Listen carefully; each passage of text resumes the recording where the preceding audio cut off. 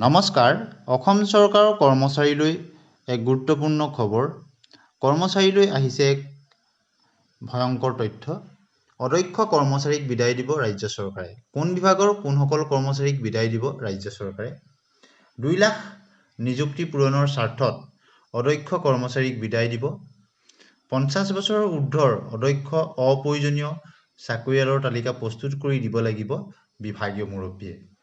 গতিকে নতুন চৰকাৰৰ শপত গ্ৰহণৰ পিছতেই এনেধৰণৰ এক গুৰুত্বপূৰ্ণ খবৰ আহিছে যে 50 বছৰৰ ঊৰ্ধ্বৰ অদক্ষ অপ্ৰয়োজনীয় চাকৰিয়ালৰ তালিকা প্ৰস্তুত কৰি দিব লাগিব বিভাগীয় মুৰব্বীয়ে।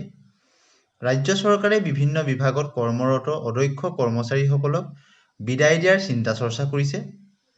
2 লাখ নিবনুৱা যুৱক যুৱতীক নতুনকৈ চৰকাৰী চাকৰি দিয়াৰ বাবেই ৰাজ্য চৰকাৰখনে অদক্ষ কৰ্মচাৰীসকলক VRS অৰ্থাৎ স্বেচ্ছামূলক অৱসৰ দিয়াৰ কথা ভাবিছে। দিছপুৰৰ এটা শীৰ্ষ সূত্ৰই এই কথা জানিবলৈ দি প্ৰকাশ কৰা মতে শীঘ্ৰেই প্ৰতিটো বিভাগতে থকা অদক্ষ আৰু অপ্ৰয়োজনীয় কৰ্মচাৰীৰ তালিকা প্ৰস্তুত কৰাৰ বাবে বিভাগৰ শীৰ্ষ বিষয়াসকলক নিৰ্দেশ প্ৰদান কৰা হৈছে।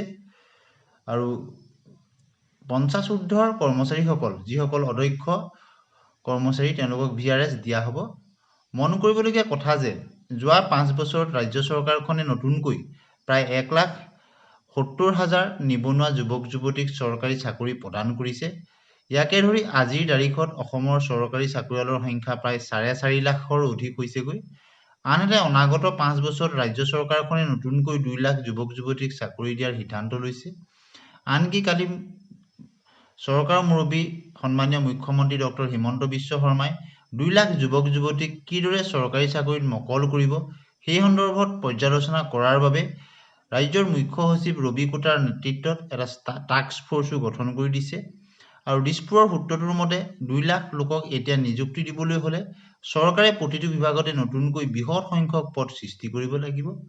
কিয়নো অহা 5 বছৰত ৰাজ্য চৰকাৰে 2 লাখ চৰকাৰী চাকৰিয়ালক অৱসৰ গ্ৰহণ নকৰে।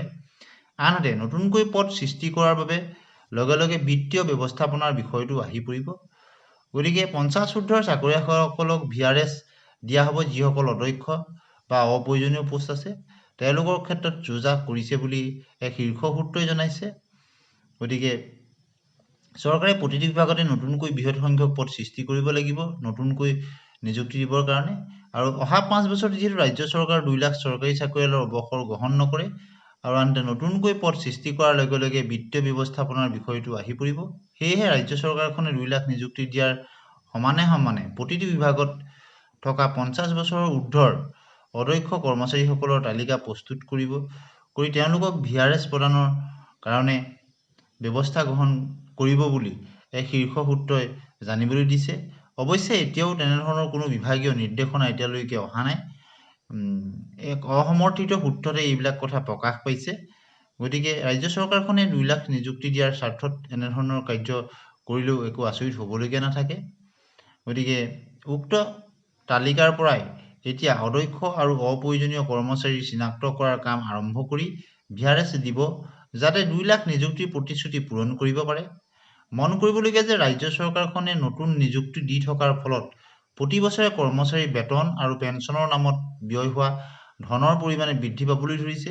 তথ্য অনুসৰি হিমন্ত বিশ্ব শৰ্মাই প্ৰথমবাৰৰ বাবে মুখ্যমন্ত্ৰী হিচাপে দায়িত্ব গ্ৰহণ কৰাৰ পাছত 2021-22 বিত্তীয় বৰ্ষত কৰ্মচাৰীৰ বেতনৰ বাবে 26,560 কোটি টকা আৰু পেঞ্চনৰ নামত 17,224 কোটি টকা ব্যয় হৈছিল।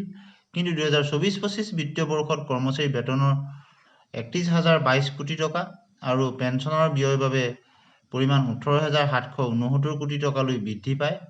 এনে পৰিস্থিতিত যদি এতিয়া নতুনকৈ আৰু 2 লাখ লোকক নিযুক্তি দিয়াৰ লগতে অষ্টম বিত্ত আয়োগৰ পৰামৰ্শ কাৰ্যকৰী কৰা হয় তেনেহ'লে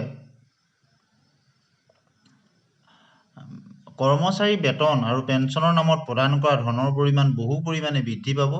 সেয়েহে ৰাজ্য চৰকাৰখনে বয়সীয়াল আৰু অদক্ষ কৰ্মচাৰীক VRS দি কিছু পৰিমাণে হ'লেও সকাহ লোৱাৰ চিন্তা চৰ্চা কৰিছে।